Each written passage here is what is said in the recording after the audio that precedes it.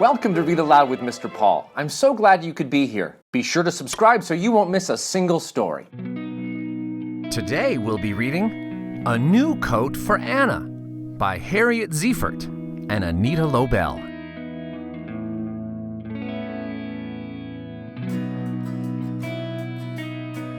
A New Coat for Anna by Harriet Ziefert. Pictures by Anita Lobel.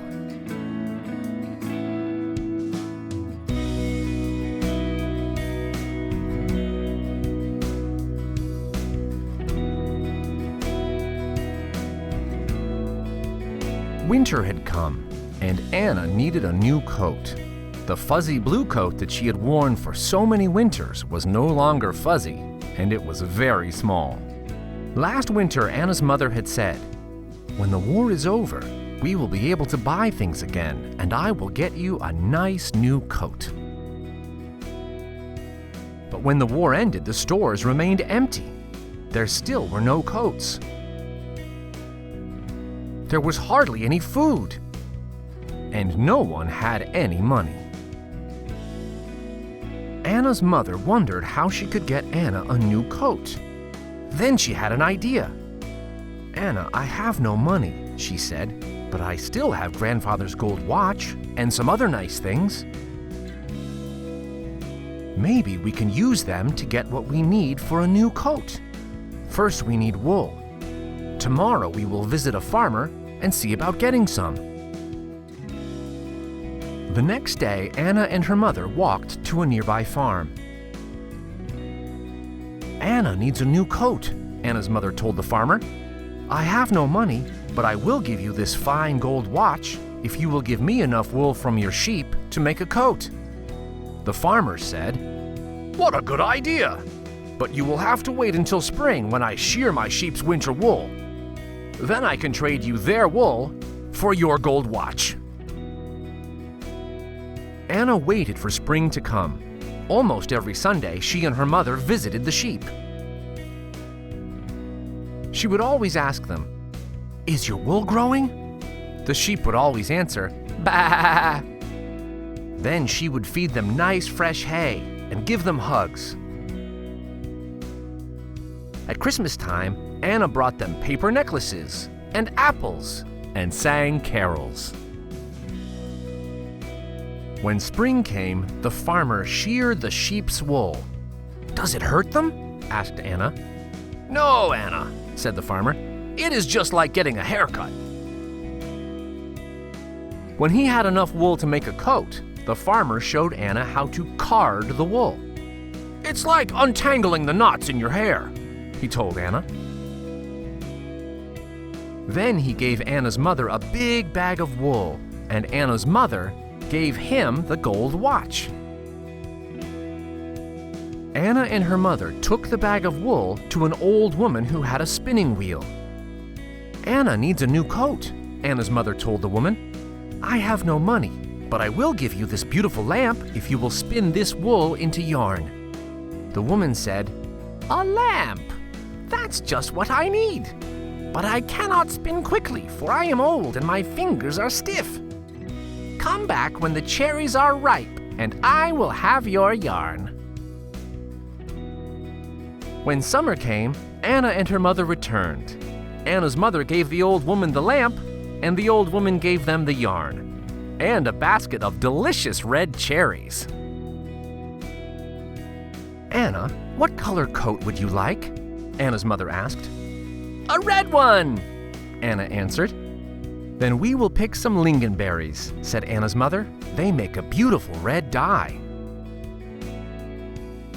At the end of summer, Anna's mother knew just the place in the woods to find the ripest lingonberries. Anna and her mother boiled water in a big pot and put the berries into it. The water turned a deep red. Anna's mother dipped the pale yarn into it. Soon, red yarn was hanging up to dry on a clothesline strung across the kitchen. When it dried, Anna and her mother wound the yarn into balls. They took the yarn to the weaver. "Anna needs a new coat," Anna's mother said. I have no money, but I will give you this garnet necklace if you will weave this yarn into cloth. The weaver said, "What a pretty necklace! I will be happy to weave your yarn. Come back in 2 weeks."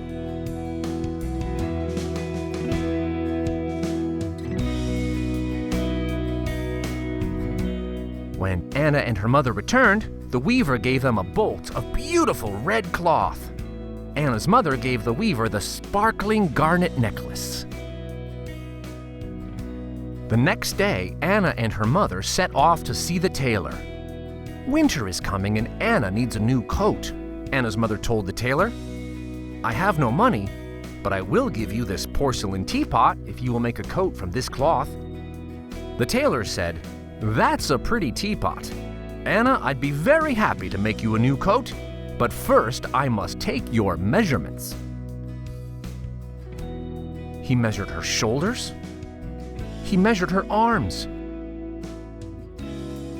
He measured from the back of her neck to the back of her knees.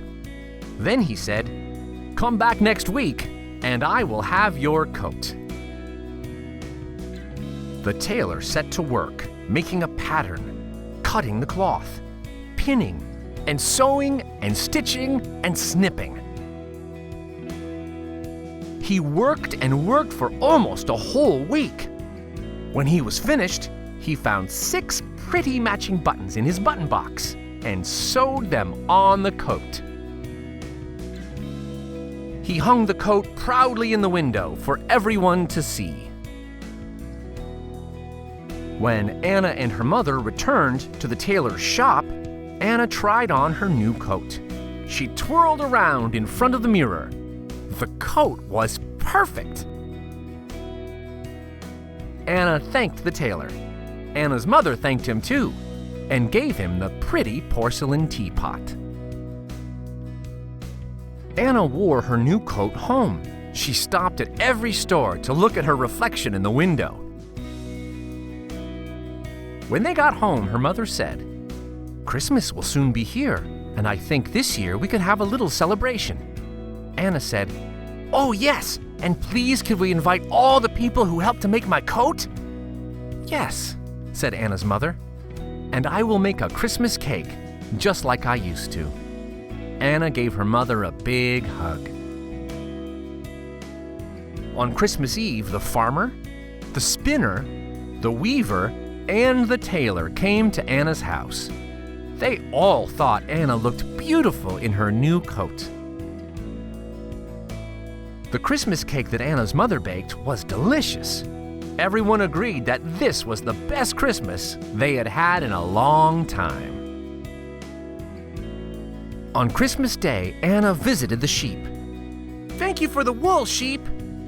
Do you like my pretty new coat?" The sheep seemed to smile as they answered, "Bah! Bah!"